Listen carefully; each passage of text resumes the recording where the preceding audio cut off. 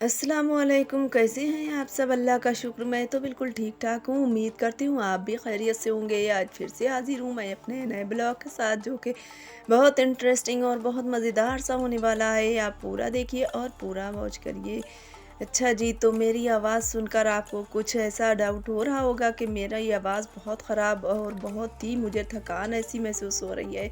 तो अब माशाअल्लाह से रमज़ान शरीफ गुज़र जाने के बाद भी इतनी मैं बिज़ी हूँ कि बस मुझे बिल्कुल फ़ुर्सत ही नहीं मिल रही है जो अपने आप को रेस्ट दे सकूं और थोड़ा बहुत आराम मिल जाए तो फिर मैं मेरी हालत कुछ ठीक हो जाए। तो यहाँ पर मैं सुबह से उठकर बस फ़जर की नमाज़ के बाद मैंने कुरान पाक की तिलावत की और उसके बाद मैं आ गई थी किचन में, क्योंकि बच्चों को स्कूल जाना था और हस्बैंड तो आज जुमरात का रोज़ है तो वो घर पर ही होंगे। तो मैंने सोचा कि बच्चे तो अब मैं भी और बच्चे भी चाय बिल्कुल नहीं पसंद कर रहे हैं, क्योंकि जो है गर्मियों में तो बिल्कुल हम लोग ना के बराबर ले लेते हैं, वरना किसी दिन तो नहीं भी लेते। तो यहाँ पर मैंने सोचा कि दूध फेनी भी जो है बड़ी जल्दी से ये ख़राब हो जाती है, चिल्हैंदी हो जाती है, तो इसलिए मैं सुबह से दूध फेनी बना लेती हूँ और बच्चे ये शौक़ से खा लेते हैं। तो फिर मैंने बस दूध फेनी डाल दी जल्दी से और चाय बनने के लिए रख दी। तो चाय भी मेरी तैयार हो गई। अब तो बस बच्चों को उठाना बाकी है और बच्चों को उठाकर बस उनकी तैयारी करवाकर और उनको भेज देना है स्कूल।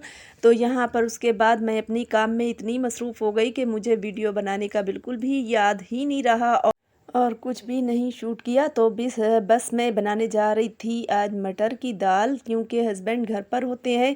तो गर्मियों में तो ज़रूर मैं मटर की दाल चावल ही दोपहर में मैं यानी लंच में बनाती हूँ। तो बस मैंने मटर की दाल चढ़ा दी है यहाँ पर। ये देखिएगा, मैंने पहले तो अधन चढ़ा दिया, फिर उसके बाद में जब अधन खौल गया तो फिर बस मैंने उसमें दाल डालकर और सीटी लगा दी, क्योंकि आज मुझे जो है थोड़ी मेहंदी भी लगानी है।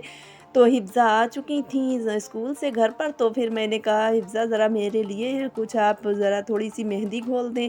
तो हिफ्ज़ा ने ये देखिए एलोवेरा तो इतना डाल रखा है कि बस एलोवेरा में ही मेहंदी ये घोल लेना है, और मैं ज़्यादा मेहंदी को वही नहीं लगाती हूँ। जब बहुत ज़्यादा ज़रूर ही लगाना पड़ जाती है या कहीं कोई मतलब कि शादी होती है या कुछ भी, तभी मैं लगाती हूँ और मुझे टाइम भी नहीं मिलता, तो मुझे ज़्यादा जो है ज़रूरत नहीं होती है लगाने की, और इसीलिए जो है मैं उससे घबराती हूँ मेहंदी लगाने से। तो यहाँ पर ये देखिए, मेरे यहाँ कच्चे आम जो हैं बस इतने ही बड़े हो पाए हैं, और अज़ल आज गए थे बाग़, तो ये वहाँ से लेकर आए हैं अज़ल, और ये देखिएगा किस तरीके से खा रहे हैं, उसे छील कर और मुँह बिगाड़-बिगाड़ कर खा रहे हैं। और बहुत मज़े से अज़ल ने खाई, मुझे भी खिलाई, अच्छी लगी, लेकिन वही बात, मेरा गला बहुत ख़राब हो रहा है, तो मैं ज़्यादा पसंद नहीं करती हूँ, मैं नहीं ज़्यादा खाती, क्योंकि मुझे खट्टा ज़्यादा पसंद नहीं है। तो यहाँ पर अज़ल हिफ्ज़ा जो है चटनी भी पीसने जा रही हैं, तो अज़ल यहाँ पर अब अज़ल की बनने लगी थी लस्सी, और लस्सी तो उन्हें बनाना नहीं आ रही थी, तो मुझसे पूछ रहे अम्मी लस्सी में क्या-क्या पड़ता है, तो मैंने जब बता दिया तो बस खट्टा-खट्टा दही लेकर बैठ गए और उसमें 1 चम्मच शक्कर डालकर और मुझे भी पिला रहे हैं। तो मैंने देखा कि ये तो बहुत ज़्यादा, ये बिल्कुल से खट्टा हो रहा है, बिल्कुल आपने कितनी शक्कर डाली? तो बोलते हैं कि 1 ही चम्मच तो डाली मैं, हम कहे इतना ही बढ़ती होगी। फिर यहाँ पर हिफ्ज़ा ने देखिए घरेआम की चटनी भी पीस कर रेडी कर ली है, और अब हम लोग खाना खाएंगे। उसके बाद में फिर मैं जो हूँ, पर ये देखिए अज़ल जो है फिर वहाँ पर ले आए थे अपने लिए कोल्ड ड्रिंक, और ये कोल्ड ड्रिंक तो अब इनकी रोज़ ही आ रही है, जबकि मैं बहुत मना कर रही हूँ कि गला बैठ रहा है, और मैंने तो बिल्कुल भी नहीं पी थी, और शाम में अपने पापा से भी नहीं मंगाई थी। तो यहाँ पर मेरे साथ साथ कपड़े भी धुल रहे होते हैं, क्योंकि मेरे यहाँ लाइट का तो इतनी, बस गर्मियाँ आते ही इतनी समस्या ख़राब हो जाती है कि लाइट आने का नाम ही नहीं लेती। ज़रा हवा अंदर जो चलता है ये, तो बस इसमें हम लाइट बिल्कुल नहीं आती, बहुत मौसम ख़राब हो रहा होता है तो फिर बिल्कुल भी नहीं लाइट देते हैं। तो यहाँ पर अब मैं बनाने जा रही थी यहाँ पर लौकी गोश्त का सालन, तो यहाँ पर मैंने रेडी कर ली है। अपने प्याज काट कर, और यहाँ पर लहसुन अदरक का पेस्ट भी ख़त्म हुआ हुआ था। और क्योंकि मैं ज़्यादा नहीं पीसती हूँ, इसलिए कि मेरे यहाँ फ्रिज का मुझे बिल्कुल भी भरोसा नहीं है कि लाइट आएगी भी कि नहीं। तो इसलिए मैं ज़्यादा नहीं पीसती, बस 2 ही 4 दिन का पीस के रख लेती हूँ, और फिर उसके बाद में अगर लाइट चली जाती है और कूलिंग बिल्कुल नहीं होती है तो फिर मैं डिब्बा निकाल कर बाहर रखती हूँ। इस तरीके से मैं अपना थोड़ा बहुत टाइम पास करती रहती हूँ, क्योंकि लहसुन अदरक का पेस्ट बहुत जल्दी ख़राब भी हो जाता है। तो यहाँ पर ये देखिए, मैंने ऑयल डाल दिया था कुकर में, और उसके बाद में जब हो गया वो गर्म, तो मेरा जो है आजकल तेल जो है नया है, तो वो काला काला सा इस कदर का लगता है। तो बस वहाँ पर मैंने प्याज फ्राई कर लिया है, और उसके बाद में मैंने ऐड कर दिया था लहसुन अदरक का पेस्ट, और उसकी भुनाई करने के बाद में फिर मैंने डाल दिया था गोश्त उसमें। और यह बीफ का गोश्त है, तो बस मैंने गोश्त को भी भून लिया अच्छी तरह से। भुनाई करने के बाद में अब उसमें वही बेसिक से मसाले जाएंगे, जो कि है नमक तो अपने स्वाद के मुताबिक डालेंगे, और उसके बाद में मिर्च भी टेस्ट के मुताबिक ही डालते हैं हम लोग।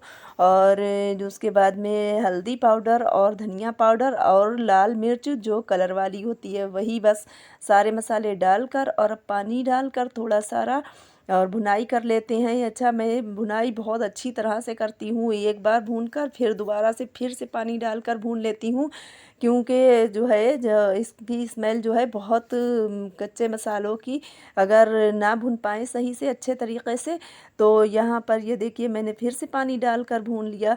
तो यहाँ पर अब मैंने ऐड कर दिया है यहाँ पर लौकी। अब लौकी डालकर मैं इसको बंद कर दूंगी, तो 3 सीटी लगने के बाद, और गोश्त भी अभी नहीं गला था, तो बस अब गोश्त भी गल जाएगा साथ साथ, और लौकी भी गल जाएगी।